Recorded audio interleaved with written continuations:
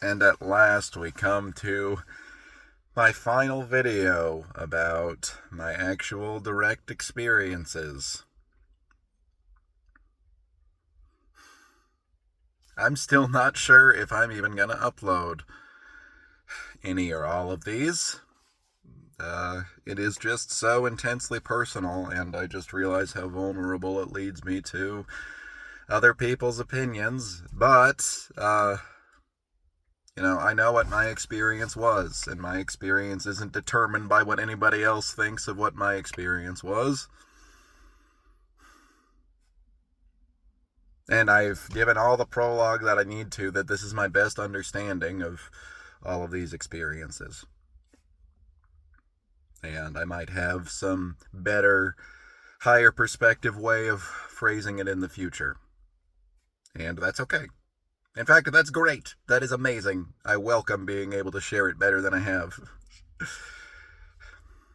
I wish that I could tell you that I had some grand mystical experience following the last one. I've said before, video 2 is my, most exciting awakening, and video 3 was my most beautiful one. And then the rest of the road is, by some perspectives, kind of underwhelming. At the very least, it's quiet and soft.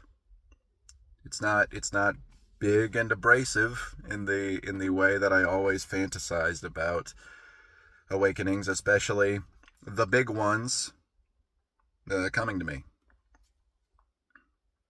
There's a period of time where one just sort of needs to reconcile the world.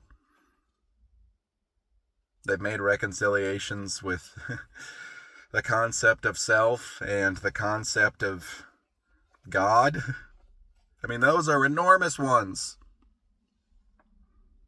And then you sort of need to figure out what the world is. So I'm kind of combining quite a big stretch of time in this video, because again, there wasn't one big smack in the face moment like any of the previous 3. There was a period of right around 6 months where I just had to try to make sense of what there was outside of me. I had had these big experiences of understanding more and more about myself and where I came from, and even some ideas about other people. But I needed to figure out how am I gonna make my way in this world at this point. My teacher says this is a period of time known as the hesitant hermit phase, where people and certain experiences just didn't appeal to me all that much. It wasn't a horribly misanthropic place for the most part. Maybe there was a little bit of that. But there was just a real understanding of nobody and nothing outside of me can really give me anything.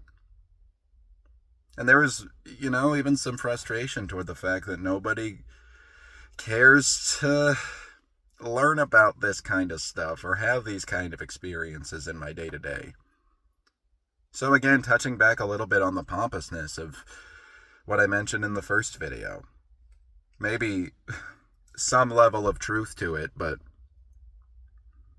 yeah, just a lot of racking my brain figuring out, then why am I even here? If my destiny was to have awakenings and transcend all this stuff that's a part of this world, even if it is a dream world, it's a part of this world, then why am I even here in this world? That question was never brought to an extreme degree, if you know what I mean. I was never considering any drastic action.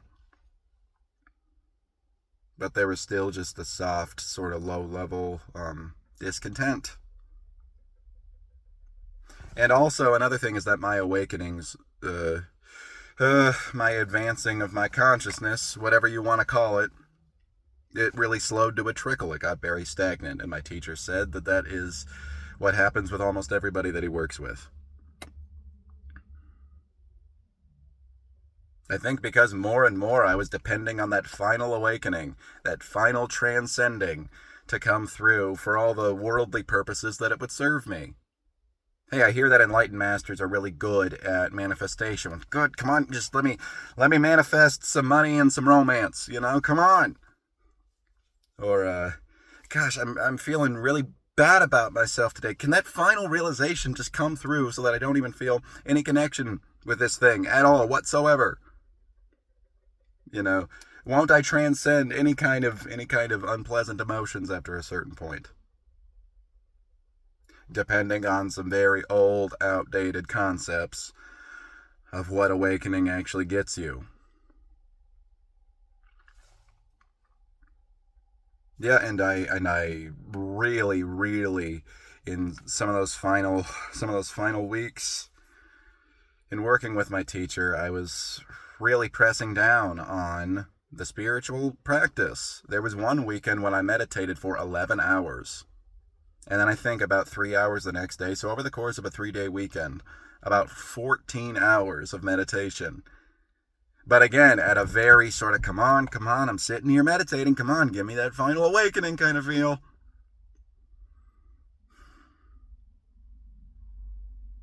Yeah. Yeah, it was a hard time, but also such a quiet time. It's hard to explain. After the first no self experience, things got hard in a very dour doom and gloom kind of way. This was just, I don't know what it was. I don't know what it was or what I really wanted or what I was expecting. But I kept meeting with my teacher and kept getting more and more reassured that I was heading there and heading there and heading there. There was a time when I got overwhelmed with this idea that I was just as completely self-centered as I had always been, and that awakening was all just a bunch of nonsense and this and that and this and that. And my teacher told me that's actually a very good thing to experience because it means that the small self is really sending you a whole warfare because it doesn't want you to cross the finish line. And then again, super quiet, anticlimactic, where this all resolved to. I wake up in the middle of the night to go to the bathroom, and I step into the bathroom, and I just say, yeah, I think I'm done. If you had asked me at the time, I might have said, oh no, I'm just done with the spiritual practice. I think I'm just not going to continue it anymore. Even if I had said that, I think that is not even separate from the actual what happened, because I met with my spiritual teacher the following weekend, and for the first time since working with him starting a year before, I was incredibly nervous. And he asked me to give him any further information about where I was, and I almost had nothing to say. I almost just failed to squeak out any words about it. And that was when he told me that I was completed with how far he was going to get me. I don't know whether I should say fully awakened, fully self-realized, XYZ other thing, but effectively I was there. The irony of all of this is that the final step is putting down spirituality in any sort of pursuit kind of way.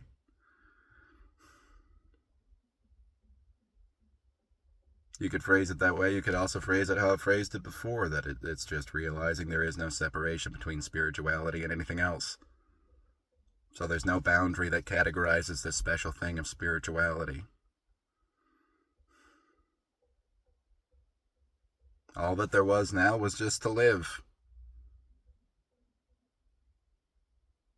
And yeah, as soon as I was done talking to him, I broke down crying because of all that I had been through and all that had been resolved for me now.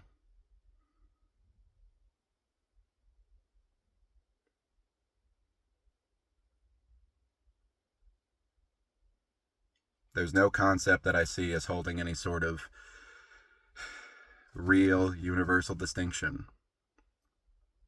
And there's an experience of a self, and it's just as imaginary as anything else that I can think of. There isn't an enlightened person.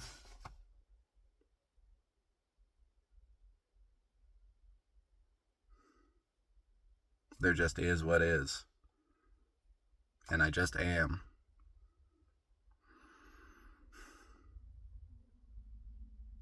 There is only this. And that's a quiet, not climactic place to get to. And, it was one that took me a very long time. And that I'm very glad that we've gotten to.